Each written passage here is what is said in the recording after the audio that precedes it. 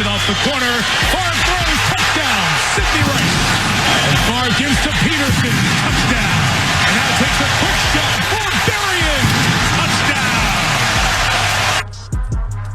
Welcome into not Ventline today, but a special episode of Minnesota Sports Rewind. I am Phil Mackey. That is Judd Zolgad. We got Declan Goff here on this episode as well. Ryan Longwell will join because today's special episode, usually we're doing Minnesota Sports Rewind on Tuesdays and Thursdays here, gentlemen. But because tonight ESPN is running one of the most fun, prominent games in Vikings history, I think it's safe to say. The 2009 Metrodome matchup, Monday Night Football, between the Green Bay Packers and the Brett Favre Minnesota Vikings. This was October 5th, 2009, one day before Game 163 at That's a nice little run of sports. Unbelievable week. 40-hour run of sports at the Metrodome. Yes. Not and too bad. If you're new to Minnesota Sports Rewind, this is where we do deep dives into prominent Minnesota sports events, games, trades, moments, you name it. And we do this episode as well today in honor of Tavares Jackson, who was the backup quarterback for the Vikings, not only in 2009, but he was a starter in 2007, 2008, and news came down that he was killed in a car accident in Alabama last night, according to multiple reports. And so we'll have different Tavares Jackson anecdotes throughout the day on Score North, and we'll talk to various people, including Sage Rosenfels on Purple Daily today, who knew him well. But this game in particular was the fourth game of the season for the Vikings. So I'll set the scene here, and you jump in. We both covered that team. You covered for the Star Tribune. I was at a different media outlet here in the Twin Cities. We'll get to the key questions, but I think this game, the Vikings were off to a 3-0 start, and they were coming off the Favre to Lewis game-winning touchdown against San Francisco just 8 days prior. But remember, in that San Francisco game, the Vikings offense was kind of clunky. Like it took a miracle drive and throw and catch to come from behind and win that game. And so there was still some skepticism heading into Monday Night Football against the Packers about how much gas does Favre have in the tank? Is he a game manager? You know, what is Brett Favre at this stage in his career? Is the Vikings offense clicking, or are they just handing off to Peterson with a bigger name quarterback? And all those questions existed going into this game, Judd. Right. So to go back through those first three games, then they go opening week to Cleveland, and Peterson goes nuts. He tramples 3 or 4 guys. That's I believe it became an SI cover, and Peterson is great.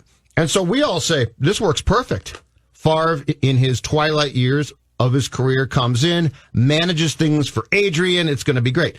Week 2, they go to Detroit and win. And again, Favre's fine. He's fine. Yeah. But he's certainly not great.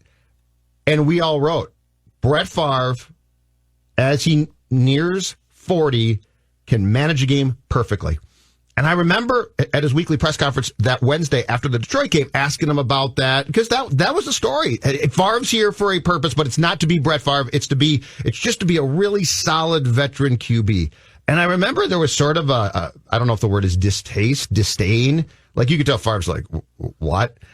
And so San Francisco, they win on that last second pass in the back of the end zone to Lewis.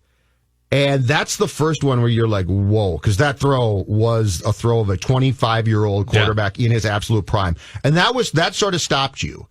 And then we got to this game. And to me, if you try to find snapshots of 2009 that became incredibly important, Game 3 into Game 4 is a really important one, because that was Favre basically looking at the press box, extending a key digit on his hand and saying, manage this, folks. Yeah. And I think before we get into sort of studying the scene for what happened in the game and then getting to our key questions, so we did 3 additional episodes on Minnesota Sports Rewind, Apple, Spotify, Score North app. You can binge all 15 episodes we have now, but 3 of the episodes from early in the football season last year that we posted were about the 2009 season. We sat down with Sage Rosenfels. We went through the NFC Championship game as one episode. You, me, and Chip Scoggins just telling stories from that season. And then we also did a dive into the arrival of Brett Favre. And Sage had a really interesting behind-the-scenes anecdote about Favre's demeanor and nerves going into this Monday Night Football game. And so here's just a short clip, Sage telling the story about him sitting down next to Favre in the locker room before this game took place. He is sitting in his locker and he is shaking. He is sitting right next to me and he is visibly like uncomfortable, shaking, almost like he's like going to throw up. So I'm talking to him. I'm like, you all right? He goes, no, I'm not doing very well. I'm like, what's wrong? And he goes, well, you don't realize how hard it is to be Brett Favre every time I go out there. I go, well, you're going to play great. We got a great team. We got a better team than them. And we're going to win the game. And you don't have to do anything special, you know. I can't say I had anything, in great words for him, but he, imagine that. Imagine having to do what he did just a few weeks earlier in San Francisco and mentally going, I may have to do this again this time and make magic happen. So I think that's a really good glimpse into just the pressure that Favre put on himself and that he felt. I mean, it was almost like an out-of-body experience for him before some of these games, and after some of these games, there's Brett Favre, the legendary figure, and the guy, the gunslinger, right? And the way Sage tells that story, it was almost like Brett had an out-of-body experience looking at Brett Favre, the gunslinger, thinking, man, I got to step into that suit again and again and again. And tonight against the team I used to play for and won a Super Bowl for. That's the key. The game that we are talking about now that's going to be replayed at 7 o'clock on ESPN tonight, October 5th of 2009. And then when the Vikings went to Lambeau on November 1st of that same year, you got to remember the real reason why Brett Favre was here largely a huge, like if there's 1A, 1B, 1C, in my opinion, Phil, 1A was to show Ted Thompson, Mike McCarthy, and the Packers, you messed up. Mm-hmm. So the pressure on Brett for those two Packer games was immense, and he put it on himself. But the reason why that this guy tolerated a year with the Jets, why he then basically rope-a-dope the Jets and said, okay, now I'm done. And so they go, I think, that April and draft Mark Sanchez. And in late April, Favre gets released and can sign here. All of that was done. Yes, Favre liked the offense here. Yes, the team was really good. But the most important was to show the Packers, I can still play. And so the pressure going into both of these games, the one at the Metrodome and then, of course, the one in Green Bay, was absolutely immense, put on by Favre himself. But I think if the Vikings had gone 12-4 in 2009, Phil, and they had lost both games to Green Bay, and you pumped Brett Favre full of truth serum, I think Brett would say, personally, failure. Yeah. Because this was all about showing that team, you should have let me dictate all terms. And he felt all of that going into the game. The Packers were in the midst of a bounce-back season after going 6-10 in 2008, which was Aaron Rodgers' first full year as the starter. Rodgers at this point was still a couple years away from being peak Aaron Rodgers, best quarterback in the NFL status. But 2009 was the first year. It was his second year as a starter. First year where like the light bulb was really starting to come on. He held onto the ball a little bit too long, led the league in sacks, and Jared Allen took advantage of that. We saw that in this game. We'll dive into. He took a safety against Jared Allen in this game. But the Packers were very good. The Packers were an 11-5 team, as it turned out. They wound up making the playoffs and then won the Super Bowl a couple years after this. So this was not a pushover Packers team. And this game, as you mentioned, was the first litmus test for all of these things. Are the Vikings for real? Is Favre a game manager, or is he still the old gunslinger legend that can carry an offense? Excuse me. Is Aaron Rodgers for real on the Packers side? Should the Packers have found a way to keep Brett Favre? Like, all of these questions were still lingering in the air going into this Monday Night Football game. And ultimately, the Vikings made pretty easy work of the Packers. They jumped out to a 30-14 lead. They eventually hung on to win 30-23. Favre throws for 271, 3 touchdowns. The Vikings sacked Aaron Rodgers 8 times in this game, even though he threw for almost 400 yards trying to play catch up. Yep. And this win really helped in the minds of fans, media, and I think even players in that Vikings locker room. I think it put the Vikings on the level of the best team in the NFL. They went on to start the season 10-1, and then we all know how the season wound up ending in New Orleans that year. But I think this game, like the San Francisco game and the Greg Lewis catch, was the first, whoa, something special's cooking here. Right. This is crazy.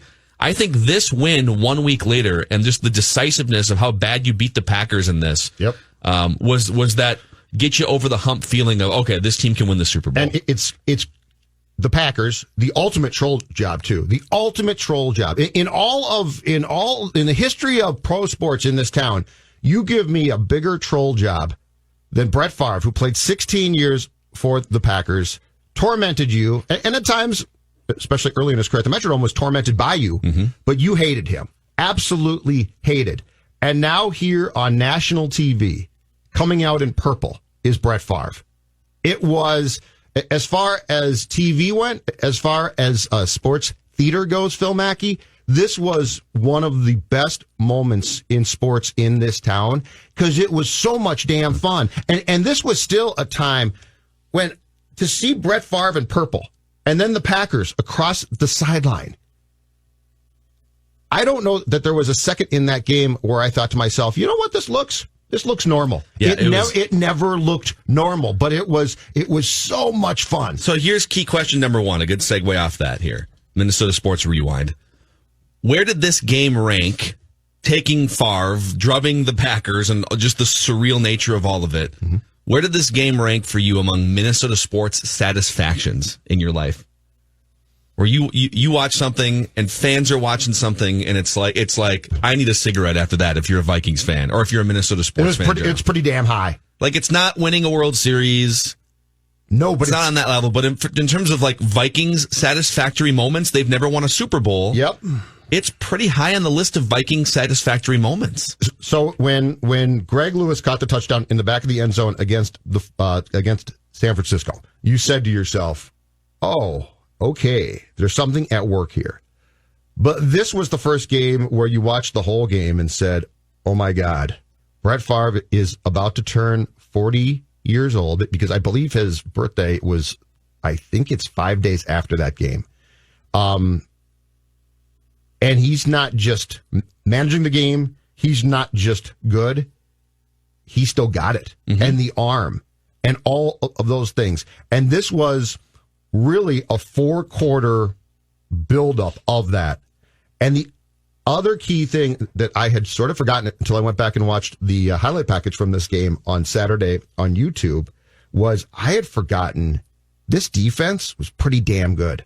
Allen was fantastic. It was a different type of good, though, because they would get gashed yardage-wise, yes, but they would get sacks, they'd get turnovers. Right, but this is the first time that I thought that everything came together where you said, this isn't just a nice team, this could be a great team. Mm-hmm. And that was, I think, the first game where the defense pulled their weight. Allen played this great game. Favre played this great game. And the other interesting thing that this started, Phil, this started you down the path of Adrian Peterson can be a very important part of this team, but he doesn't have to be the team. And that's different. And I think if you go back and look, in this game he had, I want to say, 55 yards rushing. He was stripped of the ball by Matthews for a touchdown. Yeah, that was... Which was concerning. Adrian Peterson, which was concerning and not good.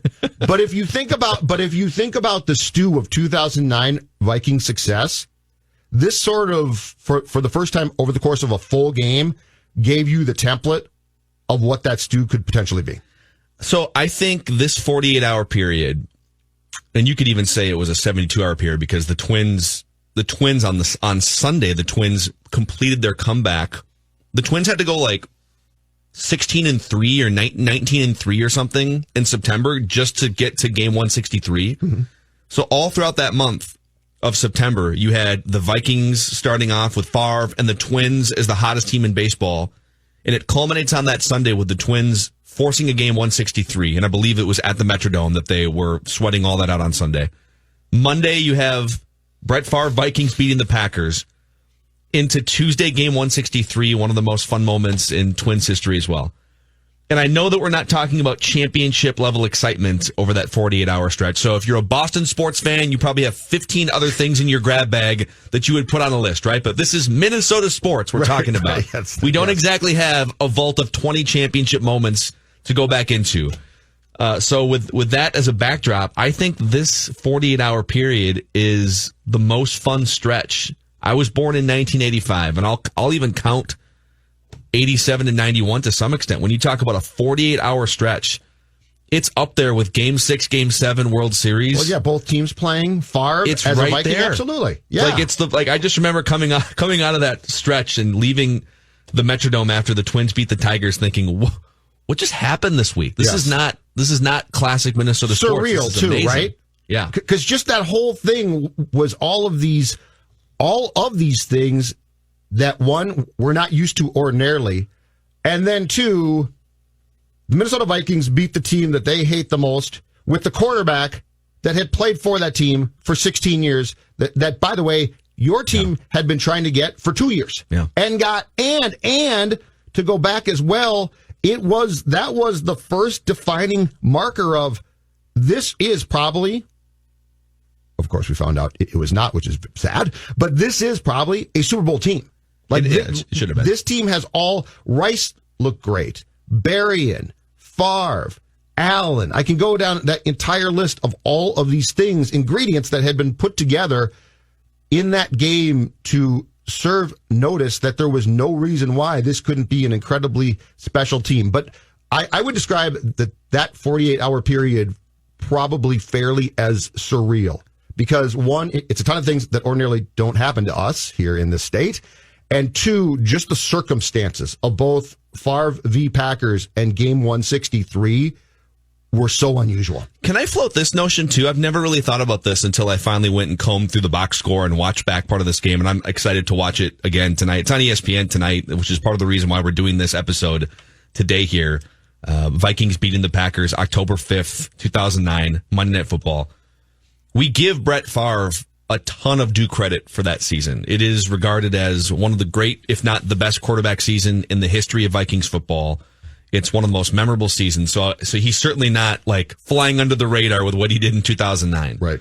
But when I look at who he was throwing the ball to, and what we thought in that moment was that like Sidney Rice was a second round pick and Berrien was this big free agent signing a year earlier, right? He was probably the first or second most prominent free agent on the market. TJ Houshmandzadeh was a free agent that offseason too. I can't believe I remember that. But when you look at the list of guys who caught passes from Favre in this game, and I know he had Adrian Peterson, which helped as it helped draw defenders in. Sure. So like it helps to have Peterson at that point in the NFL's history. But his weapons were Sidney Rice, who had 1,300 yards receiving that year. I know he had a hip injury that kind of derailed his career a little bit, but he never had more than 750 yards in a season ever again. Brett Favre made Sidney Rice. Brett Favre made Visante Shanko. Bernard Berrien was a little bit past his prime and was never a number one on a real legitimate offense. That dude was not a number one wide receiver, maybe not even a number two. He was just kind of a go down the field guy, right? Mm-hmm. He'd probably be a number three go down the field guy on a good, well stocked weapons offense. Mm-hmm. Other guys who caught passes in this game were now Fahu Tahi, the slowest moving semi truck of a fullback ever. Every reception was a grind to get back to the line of scrimmage. For 28. Yep. Jeff Dugan caught 2 passes for 26 yards, including a key one. Yes. A 25-yarder, yeah. Yes. And Percy Harvin was a good weapon, but he was also not your traditional route-running wide receiver. He was more of a gimmick offensive player. He's not the type of guy that's going to go out and catch 90 passes for 1,200 yards, and that wasn't Percy Harvin. So when I look at this collection, and then I look at Brett Favre's season, I think, man, like, that dude gets a ton of credit for 2009, but probably deserves even more credit because the weapons weren't as good as we thought in that moment. That's an interesting one. All right, so Rice had the potential. And Favre, and I saw Favre do this was it 2003, I believe, with Javon Walker as well. Same type of deal. Nice receiver. Not a star, but, borderline really, really good. And Favre didn't care. He's like, you're my guy. That became Rice. He did it with Robert Brooks as well in the mid-'90s. The one guy I will give you, though, and this is where Brett is the anti-Kirk, is if you don't do exactly what Kirk thinks you're going to do, Kirk is sort of lost at times, right? Percy, because Percy had God-given ability that was out of this world, just athletically. Brett had the ability to find that. And so there would be plays that 30% of QBs in this league would look at what Percy did and be like, all right, I think I can throw you the ball, but I'm not sure. Brett didn't care. And Brett had that deal where he dropped back to pass, he would set himself and just have that heave motion that looked like it took a ton of work. Mm-hmm. And he would find a guy like Percy. There's a little Phillip Rivers in it, actually. All the time, but they were bullets. Yeah. Those footballs were bullets. And he could find Percy, and he did the same thing in the game against the Packers in Green Bay. He could find Percy wherever Percy was, and when Percy got the ball, Percy made plays. So what I would say is Brett basically turned this into the perfect storm. Like, Brett could use those guys. And if you didn't do the exact right thing, I think Brett cared a little bit. But that's where he certainly made them, but he also knew exactly what they could all do. Mm-hmm. And the Rice one is the best one, because that was off the charts. Because Rice, for 1 year, was probably, for that year, top 5 in the league? Yeah. Just as far certainly as numbers-wise. Just outstanding. And reliability down the field. All right, key question number 2. How would you guys characterize Brett Favre's standing in Minnesota sports history? Because when I think of Brett Favre, I don't just think Packers anymore. And I know that being ingrained in it here in Minnesota, I think of Brett Favre as a Viking to some extent, even though he was only here for 5 minutes. If I'm putting together a Mount Rushmore of Minnesota sports icons, he's not on the Mount Rushmore. Like, that's for Kirby, KG, Moss, et cetera, et cetera. Right. But he's on the secondary list with Jack Morris. Now, Jack delivered a championship. Yeah. Brett Favre to Minnesota sports is Diet Jack Morris, because Jack Morris paid it off with a championship. Now, Jack was also from Minnesota, which I think helps. How much differently do you think of Brett Favre as opposed to before he got here, 16 years, pain in the butt ordinarily? How much differently do you think of Brett Favre because of that, basically what came down to a great 1 year stint here, compared to how you would have thought if he had, let's say, gone to the Jets and then just quit playing? Yeah, I think, honestly, I think that Vikings season sort of cemented his career in some ways. It cemented that he can still do this at 40, and he can still go prove his point and stick it to his former team and do it his way. But it also cemented the fact that he will tear your heart out and he did it with the Packers too. Like that 2007 NFC Championship game where Tom Coughlin's cheeks are going to be in the Hall of Fame at some point. Those frostbitten cheeks. Like Brett Favre's career is equal parts some of the greatest quarterbacking you've ever seen and some of the most ridiculous throws you've ever seen all throughout his whole 15, 16-year career. And also some of the most what in God's name are you thinking moments as well. It was peak Brett Favre. You got the whole roller coaster of Favre. You got moments where it was, all right, is this really going to work, to, oh my gosh, this is the most magical thing. And his, like Judd said, his throwing motion. It hurt. It looked like it hurt watching Brett Favre throw. Kind of like Frankie Rodriguez, I believe, of the Angels, the old closer. The way he would throw, it's like, that doesn't look enjoyable. It looks like you're in serious pain when you're unleashing his labrum is going to fray everything. And I think we had that ingrained in our heads because we know that he had bicep surgery. Yeah. So in our heads, it was like, boy, is he going to detach his biceps from the bone? With the way he played in the Saints game to how it ended it was peak Favre, man. So here's the weird thing to me about this entire conversation too, though. The Green Bay Packers ultimately absolutely made the right call. And to the point about the 2007 conference championship game against the Giants, the story is at halftime of that game, Mike McCarthy said, if this was anybody but Brett, I'd bench him. Because he was so bad outdoors. He was so cold. He looked miserable. And this, of course, had been a guy who came into the league and, Brett Favre and Lambeau, in Green Bay was so great. But the Packers ultimately made the exact right call. But what makes Favre's career now in retrospect so intriguing was he was so bound and determined after he felt like he was forced to quit after that 2007 season to come back and show them. And I don't know how I feel about Brett Favre. I almost don't see him now as an athlete associated with the Vikings. But as far as people I've covered, and I ended up covering him for 4 years total, Phil, he is by far and away the most interesting human being I've covered. Yeah. That I agree with. He's just so interesting. He has that rock star caliber personality and aura. He's kind of on this untouchable level with probably, because if you ranked all the quarterbacks in NFL history, I don't think he's on the top 5 anymore. I think there was maybe some discussion about that, but Tom Brady's in the 5 and Peyton Manning's in the 5. Yeah. And Dan Marino, Joe Montana, right? There's guys in the 5. It's not a slam dunk. He's not necessarily in the 5, but in terms of the 5 guys that you would be most starstruck by if they walked into a room, he's definitely on that list of 5 because he just sort of built that up over the last 10 years of his career. People loved him. His teammates loved him, I think. Yeah, he. I would say in terms of like regarding him as a Minnesota sports figure. So I do more than you do because I just put if you were the face of one of the most prominent teams, like Randall Cunningham to me is a Minnesota sports figure, even though he was here for like a year and a half. Yeah. Jack Morris, even if he wasn't born in St. Paul, would be a Minnesota sports figure because he pitched the most prominent game in Twins franchise history. But I also would say that Brett Favre is just another example of Minnesota does such a great job sports-wise of borrowing other people's, like Jack Morris is a Tiger. Mm-hmm. But we borrowed him, and his most prominent moment ever was with the Twins.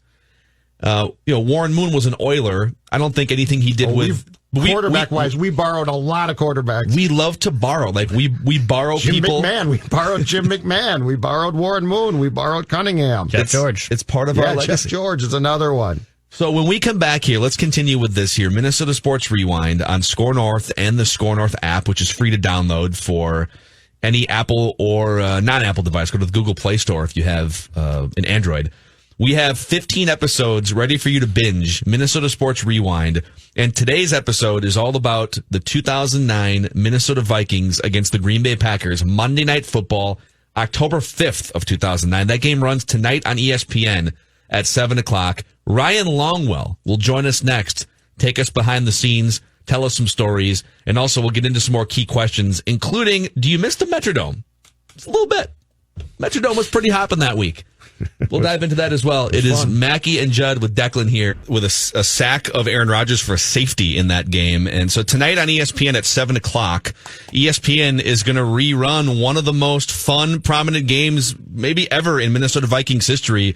Brett Favre's first game against the Packers at the Metrodome, Monday Night Football, October 5th of 2009. And we'll dive into a lot of things that happened in and around that game with our friend here, Ryan Longwell. I'm Phil Mackey. That is Judd Zolgad. This is Minnesota Sports Rewind. But Ryan, just real quick, Tavares Jackson was a teammate of yours for several years. And as Declan just read in his update there, the tragic passing of Tavares Jackson last night in Alabama in a car accident. What are your memories of T-Jack as a teammate and just going back 10 years or so?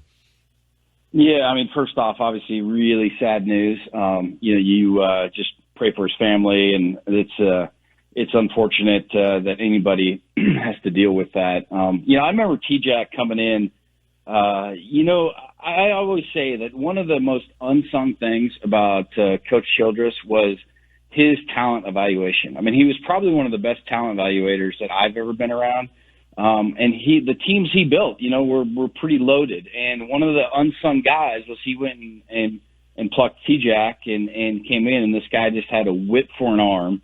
Was a great locker room guy. And, to be honest with you, T-Jack was, he was dragged through the mud, right? He was like the starter, then wasn't the starter. Then Gus Frog came in, then he wasn't the starter. And then he came back over and took over the job and got us to the playoffs, won a big game against the Giants to win the division for the first time in a long time. And, and then after all that success, then we go get Favre. And so, T-Jack was a great teammate. I was happy to see his success in Seattle, and have a chance there. But, really, really sad news. You just never want that with anybody, especially people you played with, people that you were close to. And, you don't want it for his college that he is associated with now, and you clearly don't want it for his family. Yeah, sad stuff. In your recollection, too, how weird was that 09 training camp where you went to Mankato with Sage and T-Jack battling it out for the starting job, or so we thought, Ryan, at that time, and then eventually it ends up with, Brett deciding to play and Chili driving Brett to the facility. How weird was that entire thing? Did you think for them from going from competing for what they assumed would be the starting job to being the 2 and 3 behind Brett Favre? Well, I don't know how far back you want to go, but, I went to Mankato. My drive down there was totally different because I was, 4 to 5 months in, and Chili knew this as well, so it wasn't like, a super secret amongst the decision makers, but I was 4 or 5 months into talking to Brett 2 to 3 times a week about the possibility of coming to play once he got released from the Jets. And so, I went down there thinking that, it was Favre going to be our quarterback. And, these guys are obviously competing for the quote unquote job. And I just had so much more info internally than these two poor guys had, competing for the job. So I don't want to say we were going through the motions at that position, but we were kind of going through the motions at that position. Like, put all your chips on the table, put everything on the line, and let's go get this guy. And if we can't, then it's T-Jack or Sage. But, let's really try to get this guy Favre, because now he's officially free once the Jets cut him outright. So in that camp, take me through now how things played out privately. So was Brett going to come back but not go to Mankato? What was the play-by-play now 10 years after the fact when it came to this whole thing? Well, the play-by-play was once the Jets cut him outright, Brett and I started talking more about what's it like? What's it like to go to your biggest rival? Obviously coming from the Packers, as I had just done, 2 years prior. What's it like going to your biggest rival? What's it like playing them? What's it like going back to Lambeau? And how do you think, my legacy will be if I do this, And so that was like I said, that was a 4 to 5 month conversation that kept going. And I've said this before, that the one question that came up in every conversation was, what's it like to go back to Lambeau?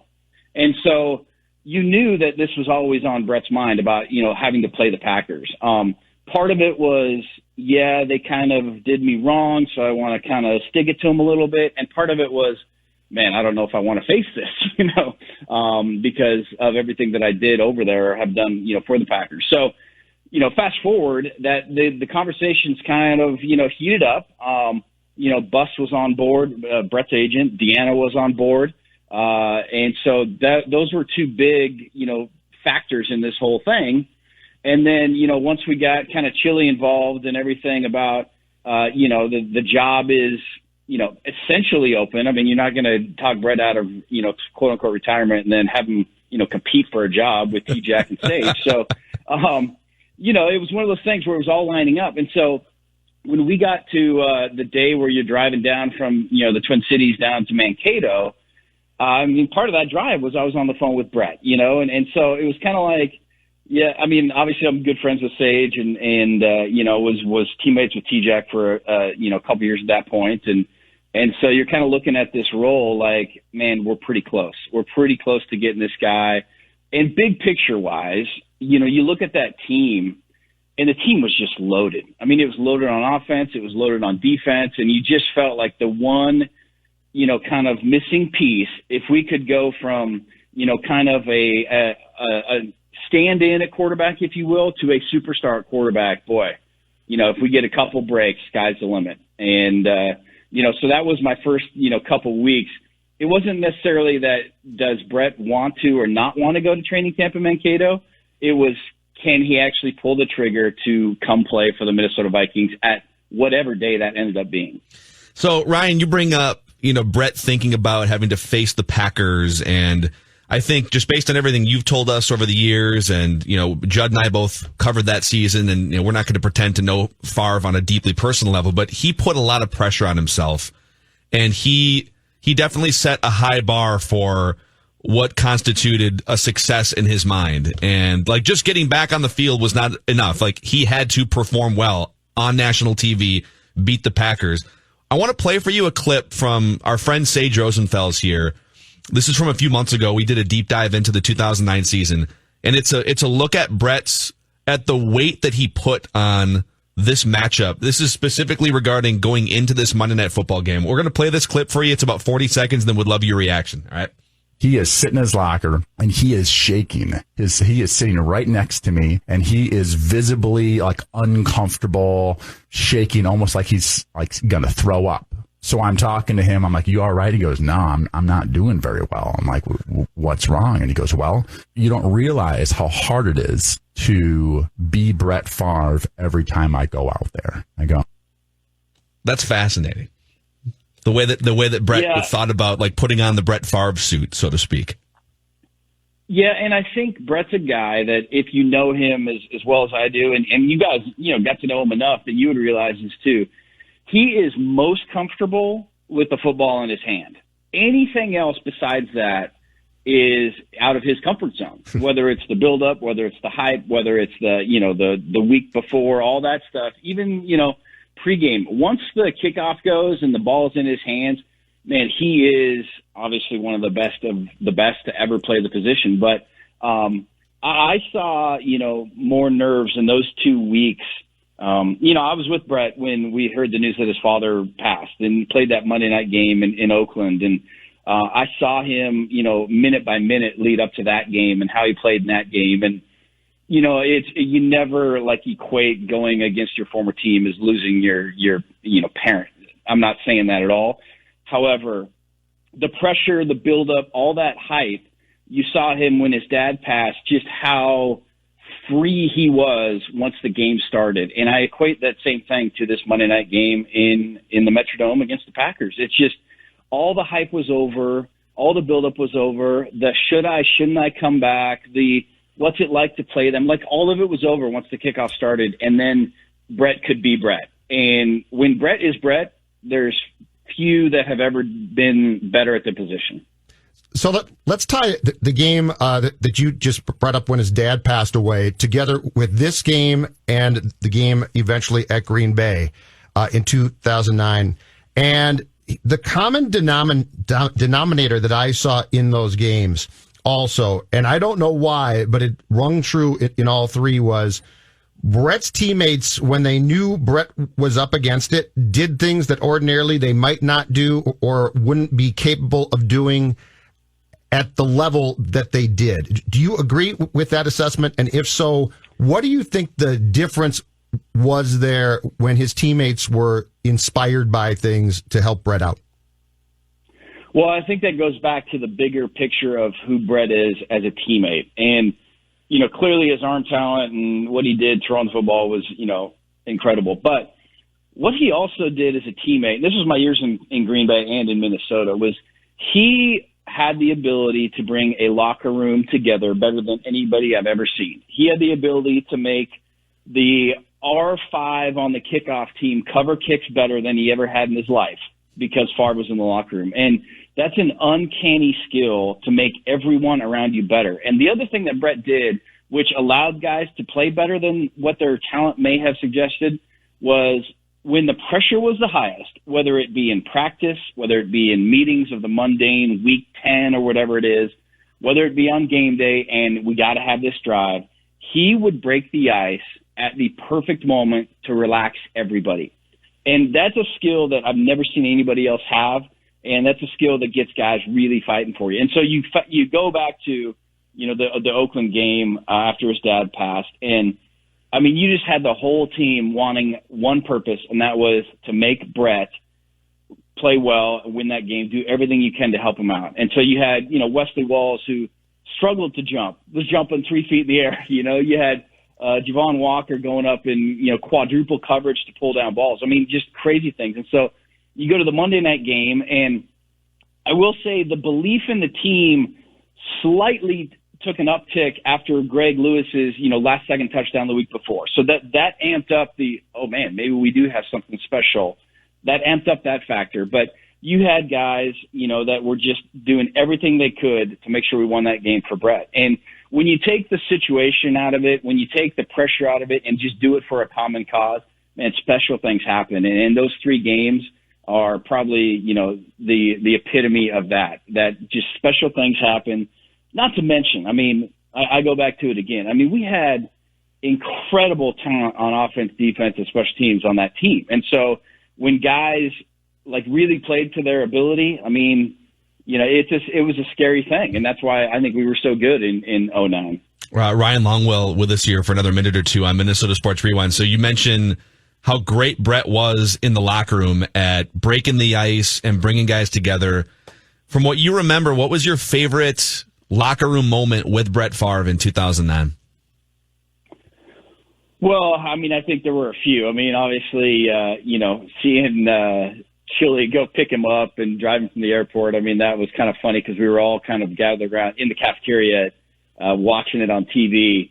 But specifically in the locker room, I remember him slapping guys' rear end after that Packer game, the Metrodome game. I mean, that was just incredible. That the relief that you could see on his face from kind of what Sage said and what I had said, that the nerves before that game to the relief after that game, it was just night and day. And the belief of after the Greg Lewis touchdown, and then even going into Lambeau, a few weeks later, it was just that team that peaked when we needed it most to help our guy out. And, Brett was always breaking the ice, was always, making it fun. And it was one of the, going back to even Little League and stuff, it was one of the most fun years of sports I've ever played, just because of the combination of that team.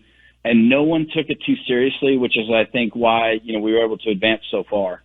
And give me your opinion, too. Brett's state of mind going into that game at the Dome versus a few weeks after that in Green Bay.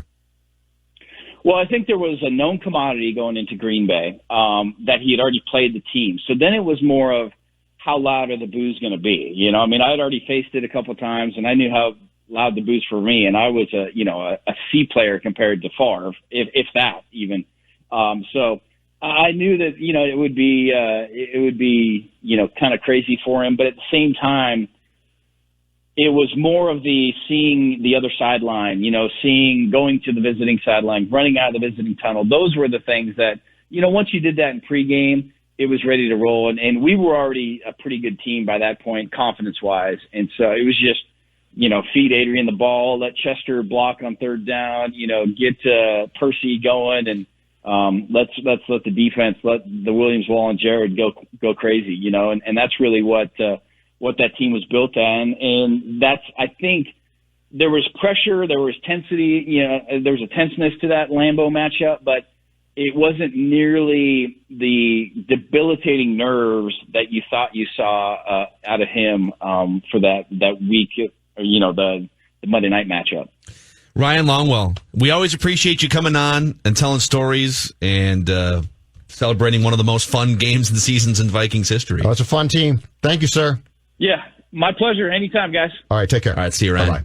That's he's awesome, man. He just comes on and tells stories, and I don't recall I don't recall him telling us, and unless I just don't recall now myself about driving down to training camp and talking to Favre. That's some great stuff. So he knew months in advance, basically, that this was going to most likely happen, yes. And they were going to, there's no way Brett was going to actually come to Mankato, so they had to go through this whole media charade and put on this quarterback competition.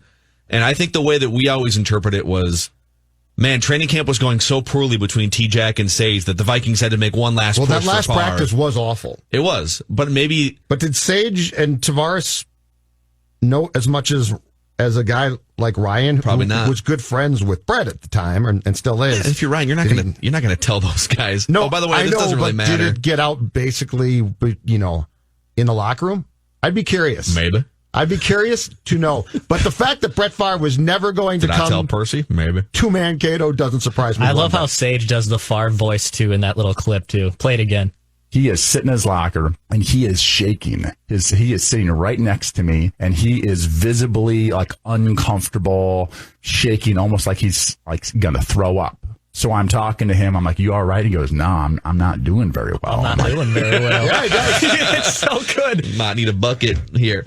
All right, key question number 3 for you guys. And if you're just stumbling into this right now, live on Score North, this is Minnesota Sports Rewind.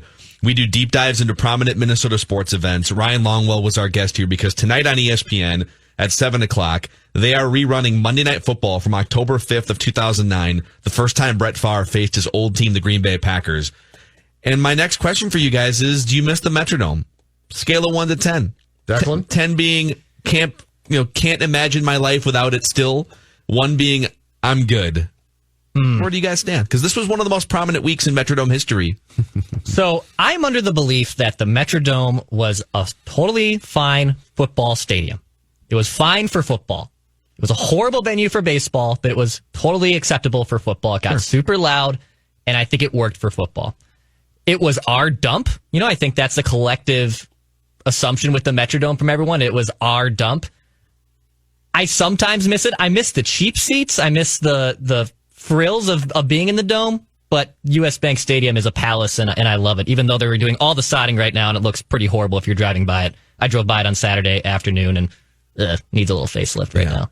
I miss it? I miss the atmosphere for big games inside the Metrodome. Yeah. And we don't have enough, like, we have the Minneapolis Miracle game, but there's not enough history built up yet inside US Bank Stadium or Target. I mean, Target Field has virtually no playoff history to speak of. Like, they've never won a playoff game inside Target Field. So it's hard to envision what peak Target Field atmosphere is like. You know, we felt it for like the first 3 innings against the Yankees last year, but we haven't felt, all right, it's ALCS Game 6 and there's a World Series trip on the line. What does that place feel like? Right. We have that built up in the Metrodome, and you had it back-to-back nights that week in October. So I miss the atmosphere for big games. I miss how it threw opponents off, baseball and football. Piped in noise for the Vikings. Yeah. Do you miss that? That was fun in the late 90s. When they turned the speakers towards the sideline of the opposing team. Did they do that in 09 too? Couldn't hear. I don't know if they. I don't know. In by 98 then, they did it. I don't know by then, but they definitely. There was an era there where they definitely would just position all of the noise speakers towards that sideline. Yeah, that's blare them. I miss the fact that it had huge games. You can't deny that. It has an unbelievable amount of huge games. It was a dump. The rows were far too long. The concourses ultimately far too small. The suites were from an era that was, circa 1982. So I don't miss the building itself, but it is incredible if you go back and track the memories from that place. It is chock full of things. Remarkable.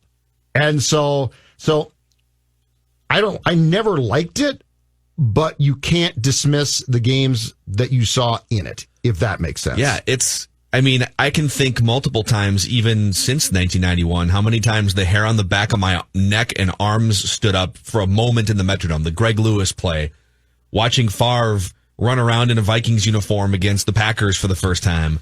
Game 163 had multiple moments. I mean, and I don't think it's just because of what's happening on the field. It's how much the crowd noise escalates and the atmosphere escalates inside that bubble. But I don't really miss like watching a baseball game on a Sunday afternoon ever inside the Metrodome. No, give me the exactly. sunshine. All right, last key question here on this episode. Mm-hmm. Which of these 3 teams was most likely, or why don't you rank them in order, most likely to win their Super Bowl matchup had they won the NFC Championship game? 98 Vikings, 2009 Vikings, 2017 Vikings. 2009. That team, the Colts were fine, but they weren't great. The Vikings were loaded. Favre was certainly banged up and hurt against the Saints because of the bounty game, but he would have come back and played. Mm-hmm. The 98 Vikings, if you go back and look, coming out of the Falcons game, if they had won that game, that defense was pretty decimated. They had a lot of guys hurt pretty badly. So I'm not sure that you win that game for sure against the Broncos.